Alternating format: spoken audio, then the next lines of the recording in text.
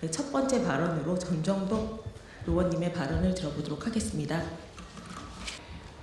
네, 안녕하십니까. 진보당 국회의원 전정덕입니다. 주거는 누구에게나 삶의 기본이자 전홈입니다. 저는 오늘 서민의 주거 안정과 전세 사기 피해 지원 예산을 지켜내기 위해 이 자리에 섰습니다. 지금 서민들의 주거 불안은 재난 수준입니다. 평생 모은 전 재산이 사라지고 신용이 무너지고 가족의 삶까지 파괴되고 이 고통은 여전히 현재 진행형입니다. 전세 보증 사고액은 2023년 이미 4조 원을 넘어섰습니다.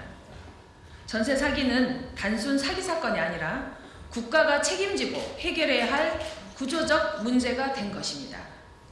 그럼에도 기획재정부는 국토위가 합의로 증액한 전세 사기 피해 최소 보장 예산인 1,000억 원과 통합 공공임대주택 예산 2,273억 원에 반대하고 있습니다. 그러나 이 예산은 보증금조차 돌려받지 못하는 피해자들에게 최소한의 안전망입니다. 통합 공공임대주택 예산도 전세 사기 근절과 직결됩니다. 공공임대가 부족하면 서민은 불안정한 임대 시장으로 내몰리고 그 틈을 전세 사기가 파고듭니다. 정부는 공공주택 정책 확대를 말하지만 실제 공급은 줄었고 올해 증가분도 과거 회계 편성의 착시 효과일 뿐입니다. 기재부가 국토위가 합의해서 증액한 이 증액안을 거부한다면 이는 결국 전세 사기 없는 사회를 약속했던 대통령의 공약과 국정과제조차 부정하는 것입니다. 지금은 말이 아니라 예산으로 대통령의 국정과제에 실행을 해야 합니다. 전세 사기 피해자와 서민의 주거를 지키는 일은 국가의 책무입니다. 기재부는 지금이라도 그 책임에서 물러서서는 안 됩니다. 저는 임대주택자 보호법을 개정해 임대인이 임차인 몰래 집을 넘기는 일을 사전에 확인할 수 있도록 만들었습니다. 사후 약방문이 아니라 전세 사기를 원천 차단하는 최소한의 안전장치를 마련한 것입니다. 앞으로도 더 촘촘하게 법과 제도를 고쳐나가겠습니다. 또한 국회 예산결산 특별위원으로서 서민의 주거 불안과 전세 사기 피해로부터 국민의 삶을 지키기 위해 끝까지 함께 하겠습니다. 고맙습니다. 사회민주당 대표 국회의원 한창민입니다. 전세 사기 피해자들이 거리에서 국회 앞에서 그리고 법원 앞에서 몇 년째 절규하면서 싸워왔습니다. 그 결과로 조금의 예산을 확대해서 최소한의 안전망을 만들고자 노력한 것입니다. 이러한 외침에 여야가 합의했고 국토부도 취지에 공감하고 있는 상황이었습니다. 전세 사기 피해 최소 보장 예산은 그만큼 아주 중요합니다. 전세 사기는 몇몇 악질 사기꾼의 일탈로만 발생한 것이 아닙니다. 깡통 전세를 방치한 임대차 제도, 보증제도, 금융제도의 설계 실패가 겹쳐서 만들어낸 구조적인 찬사입니다. 국가가 잘못 설계한 제도 때문에 생긴 피해인 만큼 국가가 책임지고 최소한의 손실을 보전해야 하는 것입니다. 이재명 대통령도 전세 사기 없는 사회를 약속한 바 있습니다. 그렇다면 기재부는 그 약속과 국가 책임을 예산으로 뒷받침해야 합니다. 여야가 합의하고 소관 부처도 필요성을 인정한 예산을 누구에게도 선출된 적 없는 기획재정부가 어떤 근거로 가로막고 있는지 되묻지 않을 수 없습니다. 통합 공공임대주택 예산도 마찬가지입니다. 겉으로만 늘어나는 것처럼 보이지만 실제 공급량은 줄었습니다. 이 때문에 그나마 국토위가 여야 합의로 0.3만호 2,273억 원을 대설려 놓았는데 이것도 기재부가 반대하고 있는 것입니다. 기획재정부에 강력하게 요구합니다. 전세 사기 피해 최소 보장 예산과 통합 공공임대주택 예산 증액에 대한 반대를 즉각 철회하기 바랍니다.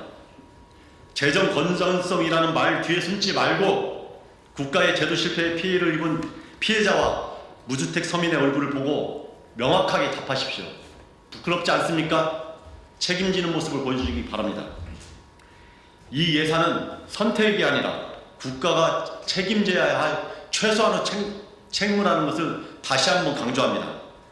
국회가 이미 여러 여야 합으로 만든 민생 예산을 만약 기획재정부가 끝까지 반대한다면 결코 좌시하지 않을 것입니다.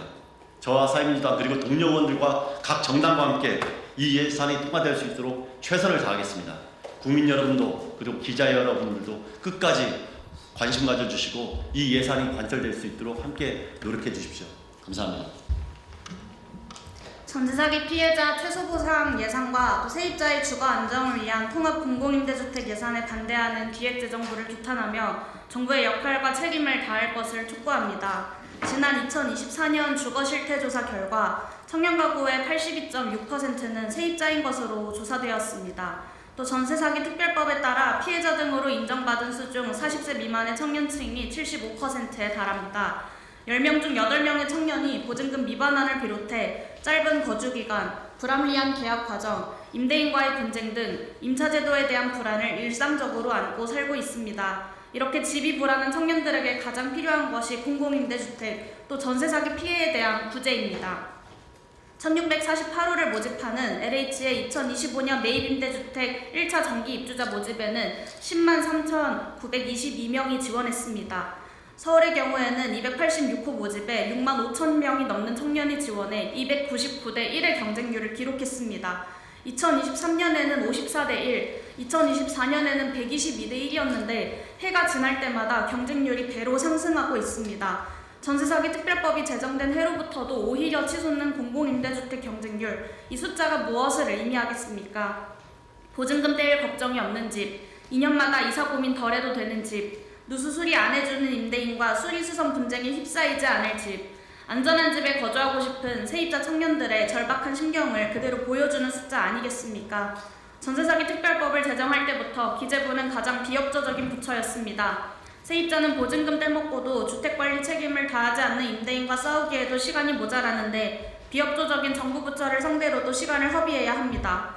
6개월마다 특별법을 개정하겠다는 정부 약속이 제대로 지켜지지 않고 연장된 특별법도 사실상 올해 6월 이후로 계약한 세입자에게는 적용되지 않아 반쪽짜리 연장으로 해석되는 상황에서 이번 특별법 개정안은 전세사기 피해 세입자들에게 사실상 마지막 기회입니다. 어렵게 얻어낸 여야 합의입니다. 기재부는 도대체 언제까지 피해 세입자들의 구제기를 막으실 겁니까?